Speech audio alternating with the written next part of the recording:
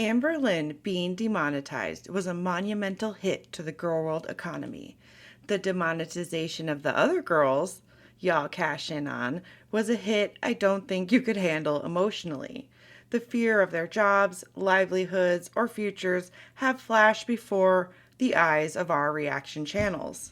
I was praying to all of the gods for fucking Timus to be canceled, and it was. Fuck you all. Welcome to Echo Study. Today we are covering the scrambling of Girlworld to cover themselves after the market crashed. They try to reset the ecosystems they broke down with their own stupidity and figure out what's next. I checked in with our favorite reaction channels, the ones with the most subs. Okay, so today we are going to be doing part 3 of the Amberlynn Christmas series. Again, I'm going to say it, this isn't the December that I wanted, but it's the December that I got. So yeah, we're just going to hang out. It is nice and snowy outside, so it is going to be a cozy stream.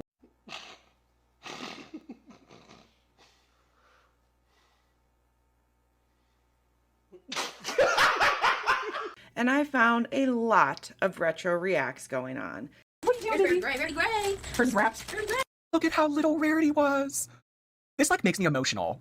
Seeing this cute little vulnerable helpless cat, knowing how it ended 8 years later. Ew, this is like, She wants that hardcore. And then we got a green one for Wasabi. Amberlynn shouldn't own pets. Like my emotion just right there, it turned very quickly from sadness to anger. Amberlynn should not have pets. Now I'm angry. But he won't come down. Yeah. We got pink for Twinkie, a doll one, and then the cat's ones, a brown one for Jax, a red one for Reddy Gray. Everyone was banking on Amber creating chaos during the Vlogmas Christmas event. Amber is stupid in her own right, as she should have just continued making videos to try to curate a new vibe for her channel, right? Even without getting paid for it now, she could have made it a stepping stone for future monetization or content with maybe like a new, even any hobby. Just get a hobby and do that, Amber. You already have followers. People will make fun of you for no matter what you do, and they will watch. Following the rules of YouTube doesn't seem like something anyone wants to do, as Jordy made a video about the smallest woman on YouTube 7 frickin' days ago. Cut the show. I'm done. Take me off. Take me off. Was that smart? No, I don't think it was, Jordy.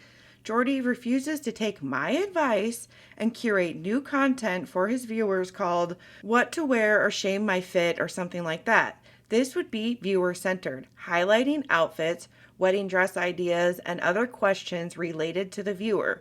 Jordy could still be mean to his viewers, but he would be giving them a spotlight to be shown, and people could still send super chats and stuff, and he kind of just continued doing what he's doing. Jordy did a very popular fashion show, live thing once. I don't know, I think it was a video game. I believe this could work if he pivots over time into new lanes of ways to be bitchy to his viewer, right? I'm not asking him to change at all. I'm asking him to redirect for his own good. Snowflake is always on thin ice, making docs about things I'm not gonna watch and I don't really care about. Gotta go. Well, go, go, go, go, go, go.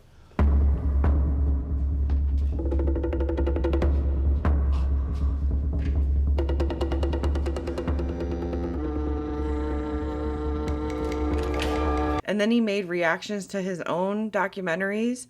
I believe someone called this a director's commentary. As I already think of him as the Federico Fellini of Girlworld, this is fitting but still annoyed me. Snowflake needs to take my advice as well and restructure his entire channel. This isn't easy, as he's ruined his own algorithm with sensationalization. I believe this created a space everyone is always looking for shock over good content, so he needs to really lay out a new expectation for his viewer. It will take time for the algorithm to catch up, but it will, and he already is 10 steps ahead with 150 subs. He is a white man with an accent believed to be good looking. I think he's doing the very least he can, and that's not that shocking to me, but he should pivot and try harder. I believe Snowflake could curate new content that will bring a new core of viewers, but you actually have to pivot and delete all that old shit. Delete all of it. Back it up and delete it. I don't want to read these girls. I love them so much. All right, let's go. Delete your bullshit. Back it up. I know it's art you can look back at one day and say, wow, whoa, Echo Study was right. This belongs in an archive that the public doesn't even have access to, right? Burning it down makes space for the new. New viewers, new content, new lanes of learning. Make something I really want to click, Snowflake. I know you can do it. And when you do it, I'll react to it and I'll be nice. I swear to God I will. You can do it. Y'all doing retro reacts proves the entire ecosystem is bottom feeding and slowly dying. You won't listen to sense, logic, or good ideas, and I'm giving them out for free, and this is actually crazy. You should be paying me and shouting me out on your channel like every day. You don't have to pay. You don't have to send me gold in mail for those tips. I'll just give them for free. Eats isn't even making fake phone call scenarios, so you know it's fucking bad out here, guys. Everyone is feeding off the same old content. Ecosystems don't collapse because of one predator like Emily. They collapse when everything starts eating the same thing. In nature, when food sources narrow, competition spikes, species stop specializing, they panic, they overgraze.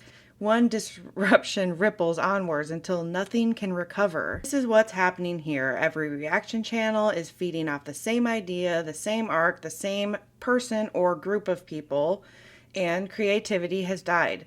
There's no buffer, no adaptation, just repetition disguised as relevance. And the moment a single food source gets cut off, demonetized, exhausted, regulated, the entire ecosystem continues to destabilize, and we're seeing it more and more. This isn't drama, this is monoculture. And monocultures don't fail slowly, they crash. Please turn off your phones, sit down, think. Use your brain and actually think up an idea. Set the fear aside of no one watching your videos, as it takes time to hone new audiences, but you are all one step ahead with a core group of fans, so I don't even want to hear the bitching. I believe this shift really shows us who has ideas, who is following the others, and who is willing to work hard and pivot. Laziness is not your friend in this space. When a system is shocked, the instinct is to cluster. You see it in ecosystems after a disturbance. Species crowd the remaining resources, overlap niches, and compete harder than before.